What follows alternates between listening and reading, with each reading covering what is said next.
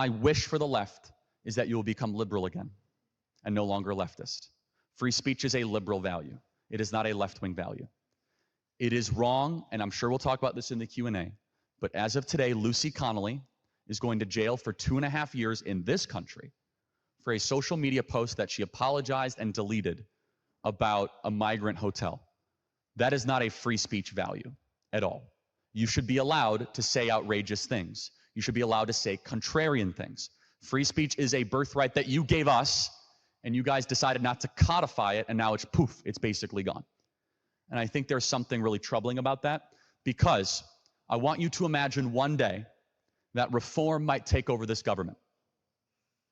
You guys can laugh, but they're winning elections in downtown London. Farage is ascendant. There is a silent majority in this country. I see this. Oh, I'm going to really scare you. I see the same themes that led to Trump's rise in this country. I see it with the working class in the streets of London. I see the muscular class. I see people coming up to me. It's the same vibe. You guys are about to see a political revolution, if the stars align, that could mirror what happened in America.